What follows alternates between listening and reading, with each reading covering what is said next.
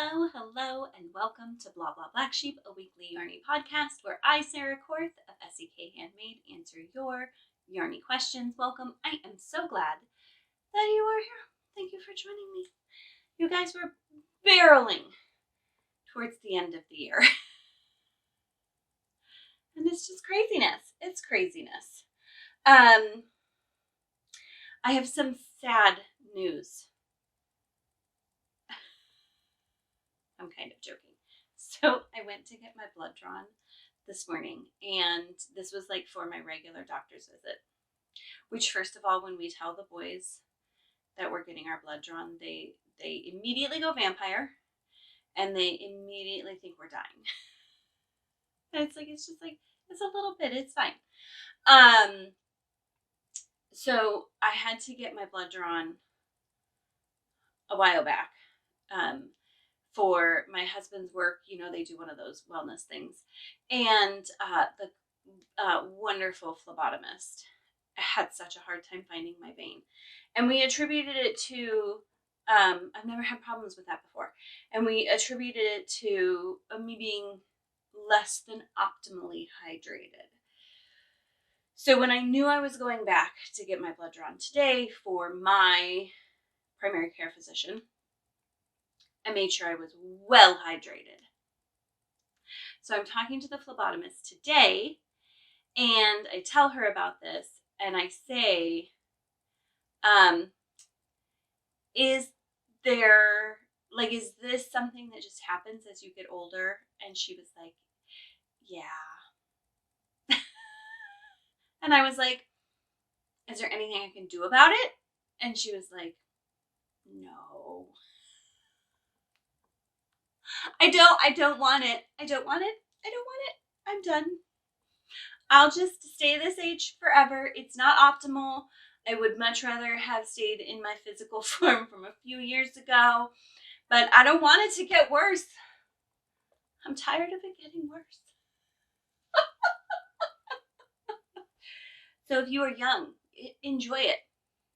My oldest is starting to go through puberty. And so many fun stories I could tell you about that, but another day.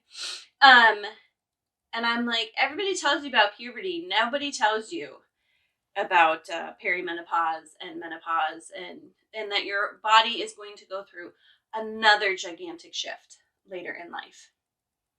So I'm warning you. I'm just warning you.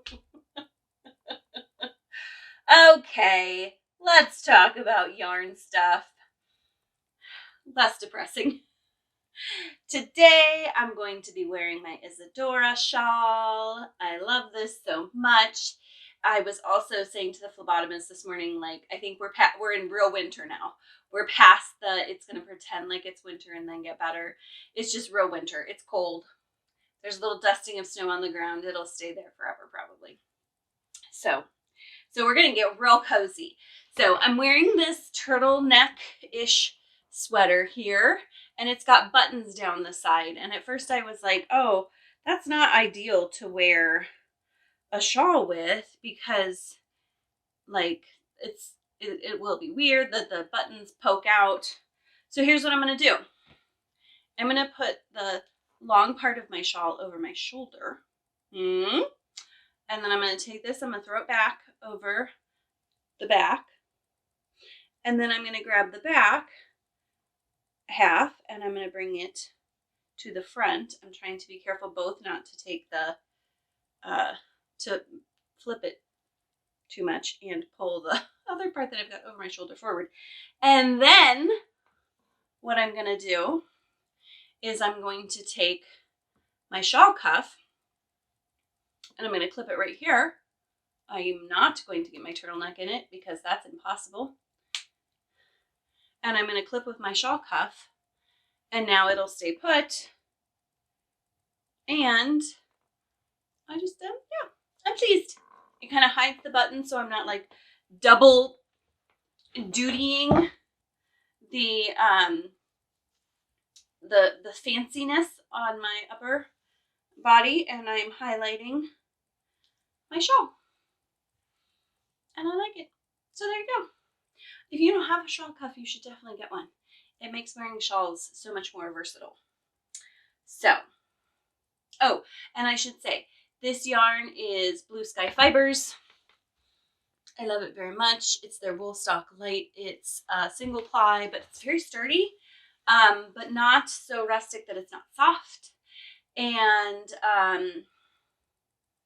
it holds up really well to wear, which not all single plies do. So, highly recommend. What is bringing me joy, my friends? I am officially done with Christmas shopping, which has been real hard this year. There was definitely a lack of gift giving ideas going around from other people. And with my mom having passed away this summer, she was a big part of like rallying the troops around figuring out ideas for everybody and making plans. And so I felt like a lot of that fell onto me. And so the fact that I'm done with gift purchasing feels good. I will feel even better when they all arrive. I really need to like make a list because it's like, I've done my ordering, hope they all come. I don't know I don't even know what I have left out there floating that should be coming my way. So I should probably get that organized. Small businesses. I'm gonna try again.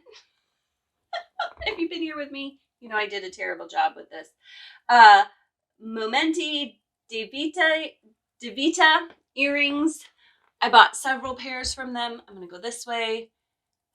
When I purchased, these are like little sweater earrings. I think they've got the little reindeer on them and the sweater motif, and then they are iridescent, which is just so much fun. So much fun. Iridescent goes with everything, I think. So, I have my cheeky ceramics mug, which I love. So fun. And I want to share with you some more Blue Sky Fiber yarn. As I talked about in a previous episode, I am taking part in their maker program, which is just an opportunity for designers to team up with Blue Sky Fibers and create in Blue Sky Fiber yarn, and then for Blue Sky Fibers to have more things out there made in their yarn for people to see how it works up. So I'm going to be doing a couple projects with them this year, and I actually got a box and I took it up to the guest bedroom where I'm keeping all of our all the presents to keep them like together. I took this box up there because I've been double checking to make sure that they say my name on them so that I'm not accidentally getting neighbors' packages, because sometimes we do. So I checked to make sure it had my name, but I didn't look to see who sent it. And when I opened it upstairs, I was like, oh, it's yarn. So it wasn't, I mean, it was kind of a present for me. But it was Blue Sky Fibers yarn, not a Christmas present. So they sent me, they have been so generous. They sent me yarn for a spring shawl and a fall shawl. And I said, I'd really like to make the fall shawl in 2 colors. And they said, sure. So they sent me yarn for 3 shawls, which is so lovely of them. So I'm going to share with you what I got for my spring shawl, because spring is closer than fall. So as you may have noticed, I really like their Woolstock Light. And so I'm going to make a spring shawl in their Woolstock Light, and this is going to be the base color, this really gorgeous light gray. And if you look, it's not, one of the things I love about their Woolstock is it isn't flat. There's lots of color variations in there that make it so pretty. So this is Gray Harbor. That's going to be the main color. And then I'm going to have 3 contrasting colors. Let me grab them out here. These are going to be my 3 contrasting colors. I really love them. And same thing, like if you look at them close, you can see it's not just a flat color. There's little variations in there. This gorgeous blue is called Spring Ice. How appropriate is that? Oh, I set that bag up there the wrong way. It was all going to dump on the floor. And then you might recognize these two colors from my Isadora Shawls. This is this, because when I saw this in person, I was like, I need more of that in my life for sure. This is called Lilac Bloom. It is gorgeous. Same amazing depth of color as the other ones. And then this is Golden Meadow. I knew it was Meadow something.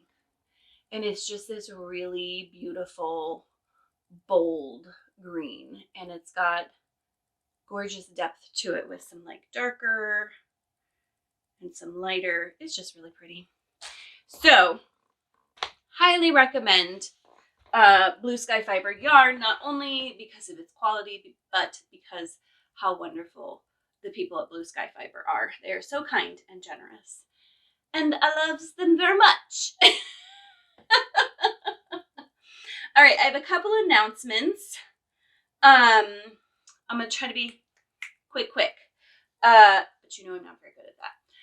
Advent unboxing is going on. It's here on YouTube. I have saved it in a playlist. That's what it's called.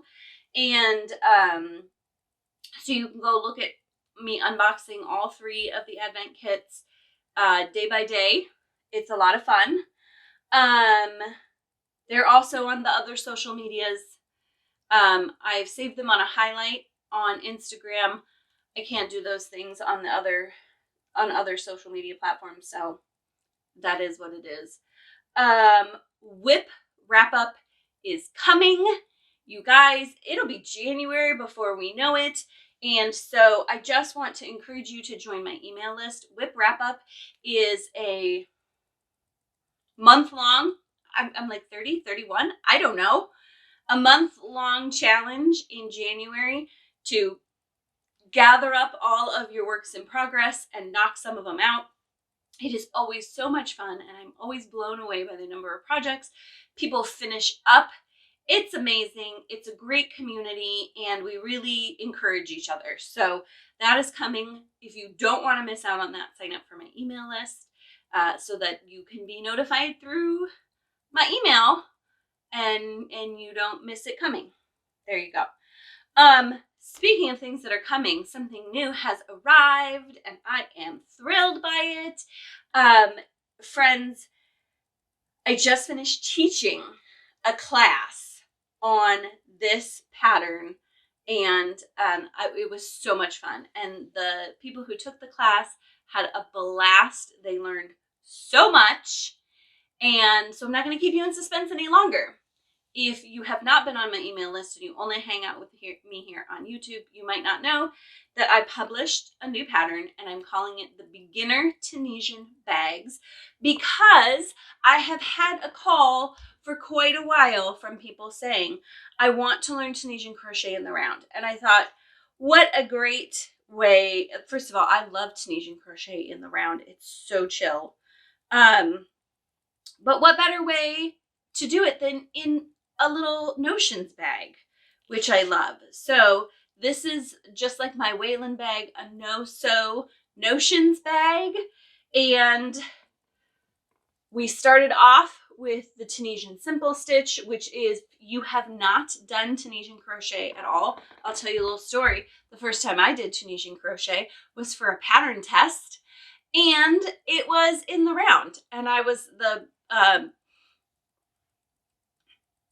Emily of Hooked Hazel reached out to me and asked if I would do this. She was partnering with Ashley of Montana Crochet, and they wanted them the pattern made up in Ashley's kits, which they were just gifting to the testers. So they wanted to make sure they had reliable testers who weren't going to ghost them. So she reached out to me and was like, would you do this? And I said, I've never done Tunisian crochet. And she was like, it's okay, you can do it. And guess what? She was right. And it was so much fun, and I was hooked from there on out. So even if you have not done Tunisian crochet, you can do the beginner Tunisian crochet bags. I recommend starting with the Tunisian simple stitch one. It's so much fun. This is not color work. This is not color work. You'll find out in the pattern, but 2 colors in Tunisian crochet in the round is so easy. It's almost like cheating. So you've got the simple stitch bag. Then there is the Tunisian brioche bag, which looks like this. How fun is that? Do you see those stitches? They look like upside down knit stitches, which is why it's brioche. And again, the 2 colors, so easy, so easy. And then the last stitch combination that you can learn with this pattern is the Tunisian honeycomb stitch. And it is gorgeous. Each one of these stitches is just like a little step up in difficulty from the Tunisian simple stitch, which is the place to start. And so highly recommend. So what I have done for you all, because I appreciate you being here and because I'm so excited about this pattern release, is I have made a special coupon code for you all. I'm going to read it so that I don't get it wrong. It's going to last today, December 13th, through December 17th. So you have a couple days, but friends, if you're like me, get on it and just do it now, because you'll get distracted and then you'll be kicking yourself for not having used the discount code. You can save 20% on Ravelry and Etsy, and I'll have links to the right at the pattern in the show notes below, and all of this written out so that you can be real clear on it. So December 13th through the 17th, save 20% with the code YTFRIEND. So YouTube friends. There you go. Okay, I have to run for just a second. I'm gonna pause. I'll be right back. Sorry, just checking on Weston. He was being a little grumpy, so I wanted to make sure he was okay. All right, so that's the announcements. I feel like I'm flying here, which means I'll probably ramble on for 45 minutes about the questions, but we're ready for questions. So let's do some questions. I know I say this every time, so I'm gonna be quick about it. If you want to ask a question, link in the show notes below. Check it out. Tap on it. Type your question. Hit send. They're all anonymous. Ask whatever you want. If I don't want to answer it, I just won't answer it. So ask away. Ask about designing. Ask about a specific pattern. Ask about a concept. Ask about something that's been confusifying you. Ask about how I take my coffee. I don't know. Whatever you want to ask about. Okay. Question number 1. I've been enjoying watching you unbox your Advent kits. I'm so glad. Tell us, honestly, how are you feeling about them so far? Oh, that's a good question. Okay. So if you've been watching me unbox, it's like my immediate reaction. And I will say, I have been cutting, there is like someone slow driving past my house. Okay, they're gone. How bizarre. What you see, I've been cutting the videos because I have 3 Advent boxes this year, and different social medias only give me a specific amount of time, and it's like seconds. So I hit record, I open the 3 boxes, and a lot of times there's like mumbling to myself, or like lots of bending over to pick up the different things. I cut all that out. So none of the superfluous stuff, just the meaty goodness of the unboxings. But that's just like my snap judgment, immediate reaction, and not like after it sinks in. So it's fun. There's reason unboxings are a thing, and it's because it's fun to see people's immediate reactions. But I think this is a great question because I've had time to sit with my boxes a little more and to see them grow a little bit. So That is the third time that car has driven by. Okay. And so I have feelings. I'm 3 boxes was a lot. I have enjoyed all 3 of my boxes. Let's go in random order. I see my stuff kind of sitting over there. So the first thing I see is Twayshirred Sheep. They have gone with a polar bear theme this year, and I am obsessed with that. Such cute things in the polar bear box. I got a knitting box for whatever reason. I thought I ordered a crochet box, but which at first I was like, but now I'm like, you know what? I'm not mad about it because I was never mad about it.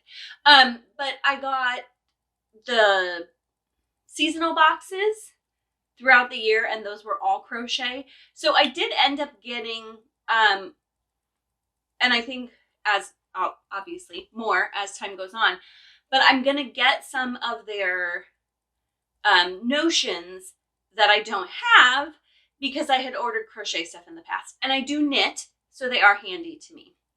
So that's fine. I am feeling that I am to the point after this box is done where I've already made the decision that I'm not going to order their seasonal box next year. Not because I don't love it and not because I don't think it's wonderful. And if you have not ordered their seasonal boxes, I highly recommend. I've had so much fun this last year. First of all, I get busy and I forget, and then they just show up on my doorstep. And so it's like a surprise every time that they come. I'm like, oh, it's my box. And then I get to open it, and they, I have never been disappointed with the quantity of stuff in there. I have always felt like they are a great value. And B, it's always been fun and cute stuff, and I've enjoyed unboxing them. But between being an affiliate and purchasing some of their things on my own and getting the prize or the month, they're not monthly, the seasonal boxes, which was spring, summer, fall, and then getting their advent box, I have a lot of notions.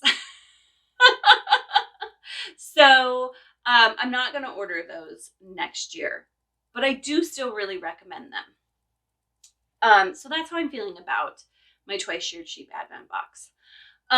My Hue Loco advent box, I have individually been really like wowed by the colors every day I open.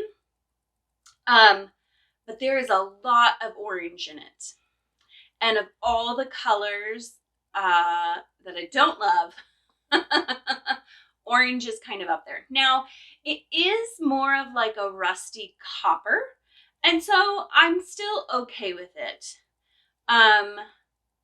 And seeing how the colors are progressing has been fun. This is just one of those things that it reminds me again that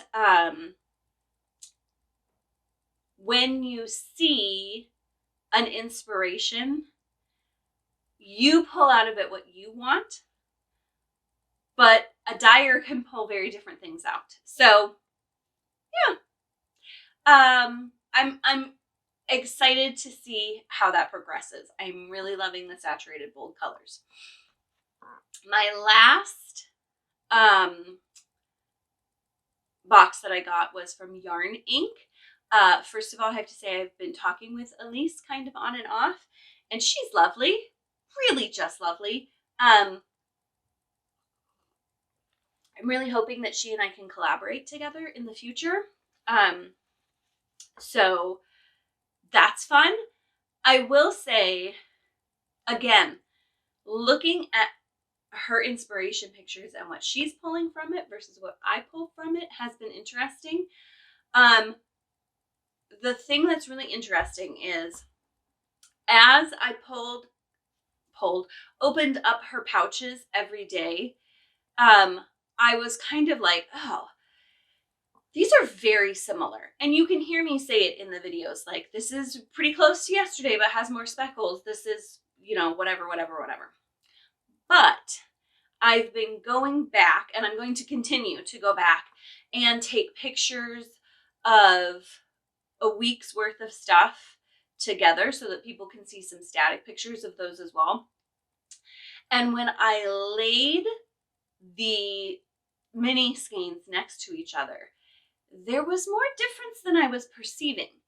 And hers is meant to be a real subtle fade.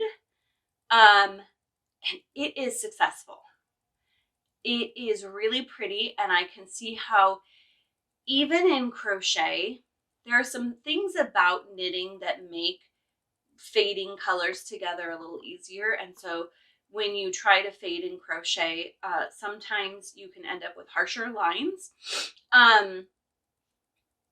But these are such a nice subtle fade that it's whatever you make out of it is just going to flow. It's going to be really nice. So I am excited to keep opening those and keep seeing them as a whole, because I think that's going to be a lot of fun. So each one of the things I was most worried about in ordering 2 yarn boxes was that I was going to end up with very, if not similar, color palettes, which I wasn't really worried about because their inspiration pictures were so different. But that I was going to end up with essentially the same type of not color palette, the same type of way that the yarn worked together, but just in different colors. And that has not happened at all. So I've been very pleased with that.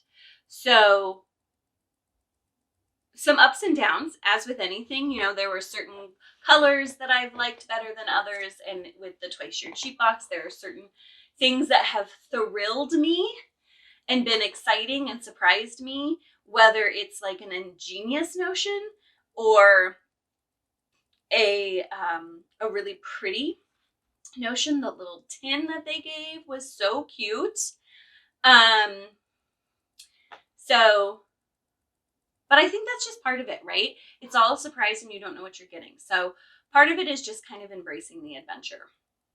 I don't know if I've shared with you, I have finished my first, I'm looking at it and I'm debating, do I sneak peek or do I not sneak peek? I think I'm not going to. Not yet.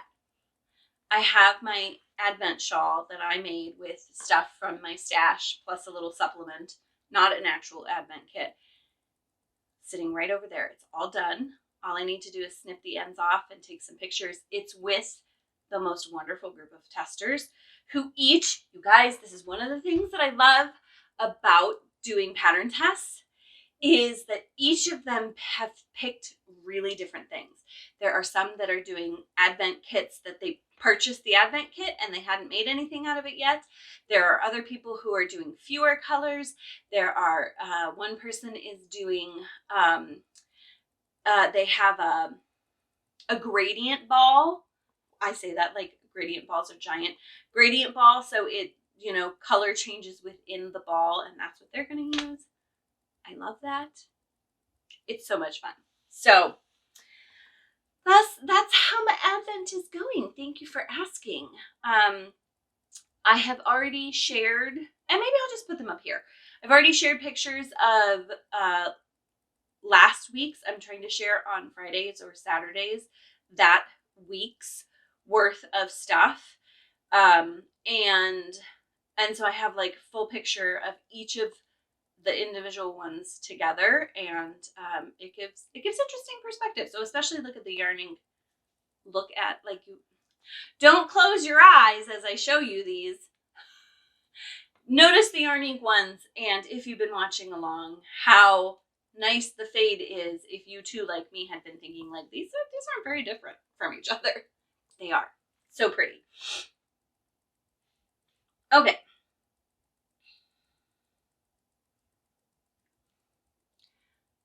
question number 2. I thought that this was a great question. And that many of you maybe hadn't even thought about this yet, as holiday gifting is happening. So thank you to the person who asked this, because I think a lot of people will benefit from it. So they ask, I may be crazy, but I'm giving several handmade gifts that need special care. They can't just be thrown in the washer and the dryer. What is the best way to communicate that to the recipient?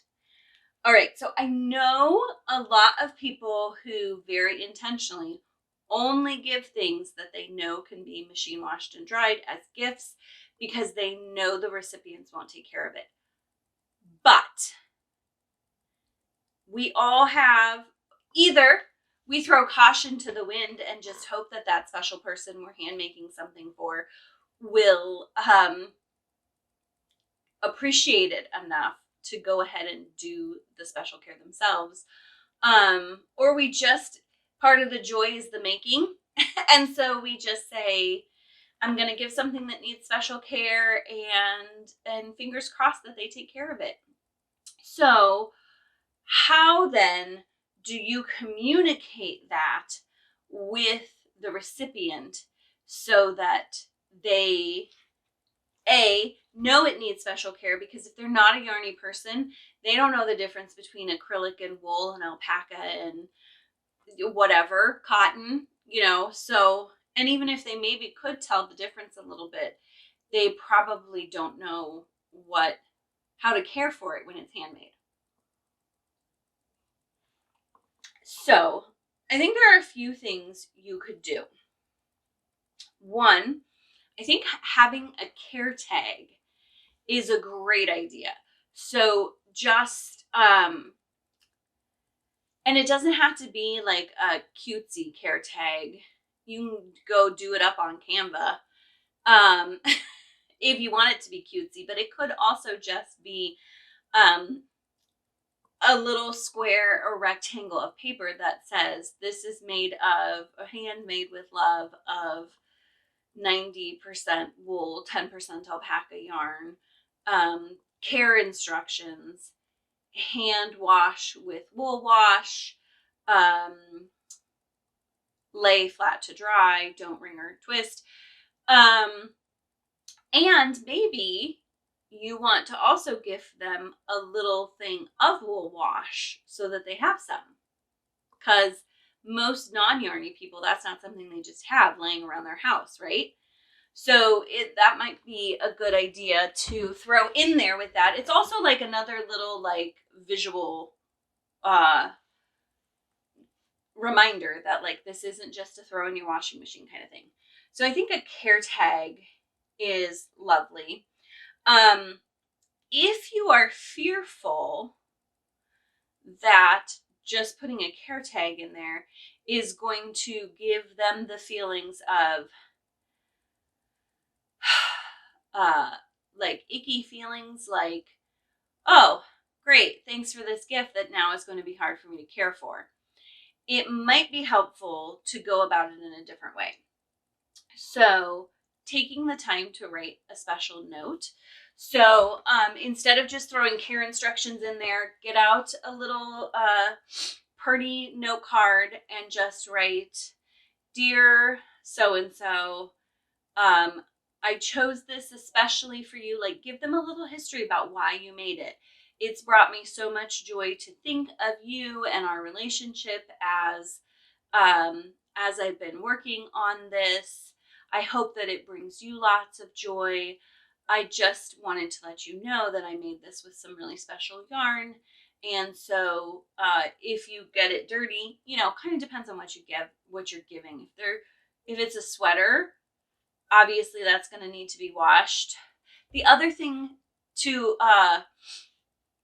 communicate maybe is how regularly things will need to be washed, because wool has some natural antibacterial properties to it. So a handmade sweater doesn't need to be washed as often as a store-bought sweater, which I might argue we're already washing more often than we should. You know, so you might say something about this will only need to be washed if you spill something on it or it starts to smell funky. And then when you do need to wash it, here is how you go about it. Please, you know, reach out to me when the time comes to wash, and I'd be happy to guide you through it, sort of thing. That gives then both instructions on how it needs to be washed special and why it needs to be washed special, and context to why you chose some high maintenance, maybe, yarn, and that it was out of care and love and a little luxury for them, not out of an effort to make their laundry more difficult. The other thing around that is if you can, it might be a good idea to pull them aside and have a face-to-face conversation about it. If that's something you're comfortable with, and which I assume that if you are hand making something that fancy for someone, that you have a good relationship with them, I hope. But you know, we're such a visual species, you know, to be able to see your body language, to be able to see the sincerity in your face, telling them like, I made this for you because you are special, because I care about you. I enjoyed putting in the time. That can be helpful. I do, however, think that it is important to have some written care instructions for them. So maybe you don't give the written care instructions in the gift. Maybe you just like, you give them the gift, you pull them aside later, you talk to them about why you chose it for them and how special it is to you. And then you say, I made you this little card that explains how to care for it. The other thing is so many ises. If you are gifting to someone you know will not care for it properly or potentially can't care for it properly. So let's say you crocheted your great aunt or your grandmother or someone a little more elderly a shawl that needs to be hand washed and blocked every time it needs to be washed. And great aunt Susie is not getting out the blocking mats. Like she might have at one point, maybe she totally appreciates, you know, from her days in crafting that this is how things need to be cared for.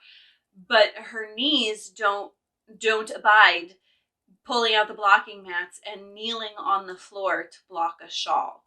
So maybe then you would say to great aunt Susie, hey, I made this for you because you're so special to me. Thank you. As you probably know, with wool yarn, it needs to be washed by hand and then laid out to dry. I would love to, at the end of the winter season, come over, get the shawl, and give it a wash for you so that you can pack it away for the summer, knowing that it's clean. So, yeah. So that's my 2 cents. You could also throw caution to the wind and just be like, I'm gifting it in good faith that they will care for it as best they can.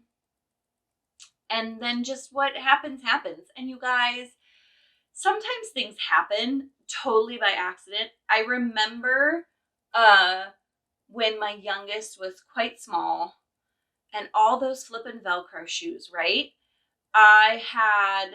It must have been my sweater. It must have been a sweater I made. And I picked him up and I sat him on my hip. And the Velcro of his shoe got stuck to my sweater. And we were like, no! And Brian helped me and we carefully untangled it without causing damage to the sweater. But I handmade it. I knew how much went into it. I was not being irresponsible with it. Sometimes stuff just happens. I almost had a heart attack. So I don't know if your dogs do this. Weston fake digs at carpet, which is real annoying. And he gets, this is also real annoying. He gets really hyper at bedtime. So we're trying to put the boys to bed and he's like running around like a maniac and like biting people in the butt because that's what he does when he wants you to play with him. He just like whoop, nips you in the butt in hopes that you'll like, blah, and he runs around.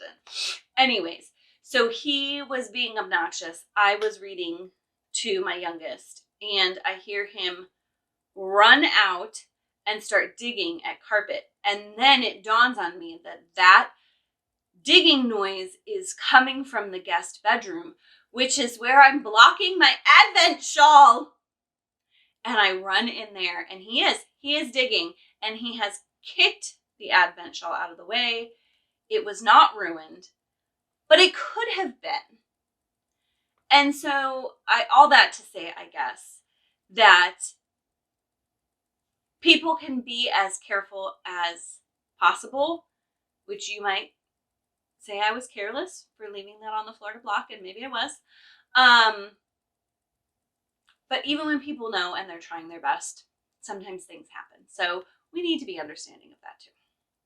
So I hope all your handmade gift giving goes really smoothly. I'd love to know in the comments what you're making for people this year, if anything, and how it's going. I'm going to warn you, it's about the time. It's about the time to just stop stressing and give people half-finished gifts if you're not done with them, because no one died from getting a half-made gift, and you can finish it up with WIP Wrap Up in January. It'll be fine. It'll be fine. So, thank you so much for joining me today. I hope you have a wonderfully relaxing week, and I'll see you back here next week. Happy crafting!